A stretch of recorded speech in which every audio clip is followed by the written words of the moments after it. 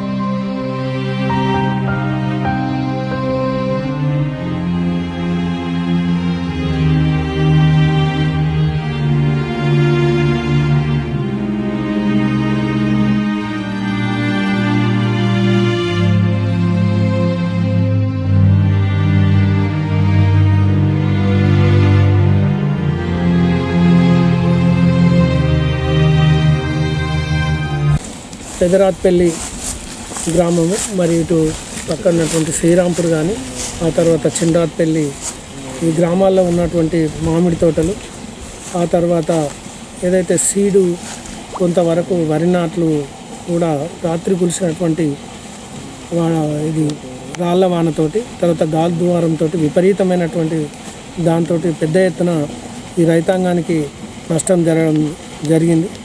తర్వాత మామిడి తోటలు పూర్తిగా చాలా వరకు రాలడం జరిగింది. ఇది పంటగా వచ్చేటువంటి దశ. ఈ దశలో చాలా ఇబ్బందికరంగా ఉన్నటువంటి పరిస్థితి, దయనీయమైన పరిస్థితి చూస్తాంలో. సుమారు 100-120 ఎకరాలు పెదరాత్పల్లి ఉంటుంది. మా శ్రీరాంపూర్లో కూడా సుమారు 100-150 ఎకరాలు శ్రీరాంపూర్ మండల కేంద్రంలో చుట్టుపక్కల కూడా ఉంటాయి. కాబట్టి దీనికి గౌరవ ఎమ్మెల్యే గారి దృష్టికి తీసుకుపోవడం జరిగింది. పొద్దున్నే రాత్రి చాలా వరకు నష్టం జరిగింది. ఆ రైతాంగం ఆవేదనతో గురవుతూ ఉన్నారని చెప్పగానే వారు ఏదైతే డీడీ జగన్మోహన్ రెడ్డి గారికి పెద్దపల్లి హార్టికల్చర్ డీడీ గారికి కూడా వారు చెప్పడం జరిగింది. దీన్ని ప్రభుత్వం దృష్టికి కూడా మేము తీసుకుపోతామని ఎమ్మెల్యే గారు చెప్పడం జరిగింది. కాబట్టి వీరికి ఇప్పుడు ఏదైతే హార్టికల్చర్ ఆఫీసర్ కానీ ఏఈఓస్ ఇక్కడికి వచ్చి ఈ గ్రామాలలో ఉన్నటువంటి నష్టాన్ని అంచనా వేసేటువంటి కార్యక్రమం చేపడుతూ ఉన్నారు. ఆ తర్వాత ఎంతవరకు ఎవరెవరికి నష్టం జరిగిందో ఆ నష్టాన్ని కూడా గౌరవ ఎమ్మెల్యే గారి దృష్టికి పూర్తిగా తీసుకుపోయి వీరికి సాధ్యమైనంత వరకు ప్రభుత్వం ద్వారా ఇది నష్టపరిహారం వచ్చే విధంగా మేమందరం కూడా కృషి చేస్తామనే ఉద్దేశం. రాత్రి కురిసిన వర్షానికి కానీ ఎదురుగాళ్ళకి కానీ మనకి ఇక్కడ పెద్ద శ్రీరాంపూర్ మండలం పెద్దరాజపల్లి అదేవిధంగా చిన్నరాజపల్లి గ్రామాల్లో మనకి ఈ మన మామిడి తోటలు అనేది ఈ ఎదురుగాలులకి ప్లస్ రాత్రి కురిసిన వర్షానికి మన మామిడికాయలు అనేది రావడం జరుగుతుంది.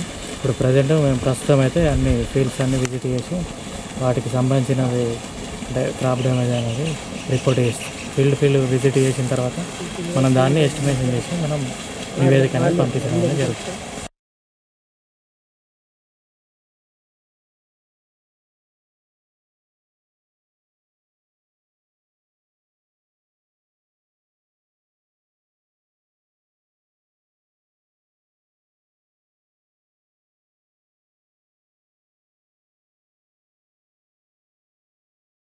గాంవ్ చేలో బస్తీ చేలో కార్యక్రమాలు పూర్తయిన సందర్భంగా ఎంఆర్ఓ గారిని కలిసి వినతి పత్రం ఇవ్వడం జరిగినది. వివిధ సమస్యల మీద కొన్ని ఊళ్ళల్లో తిరిగినాం, తాటిపత్రులు వేసుకొని పడవలు వేసుకొని గుడిసెల్లో ఉంటారు. మాకు ఇందిరా మిల్లు వస్తాయి, మాకు కేసీఆర్ ఇవ్వకపోయినా డబుల్ బెడ్రూమ్ లేకపోయినా ఇందిరా మిల్లు వస్తాయని ఆశతో చూస్తూ ఉన్నారు.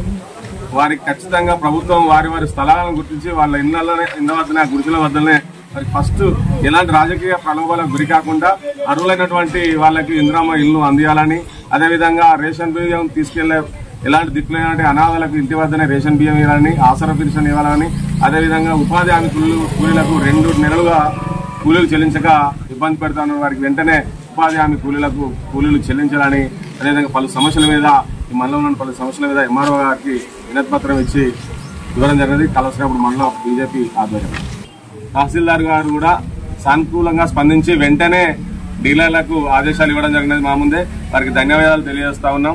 అదేవిధంగా కూడా ఇట్లాంటి సమస్యలను కలెక్టర్ గారి దృష్టి కూడా సార్ ఫార్వర్డ్ చేస్తాను. మేము కూడా కలెక్టర్ గారి తీసుకెళ్లి ఒకవేళ ఎలాంటి అన్యాయాలకు గురైనా కానీ ఆందోళన చేసి భారతీయ జనతా పార్టీ ఆధ్వర్యంలో అర్హులైనటువంటి నిరుపేదలకే ఇల్లు అందేలా మేము పోరాటం చేస్తామని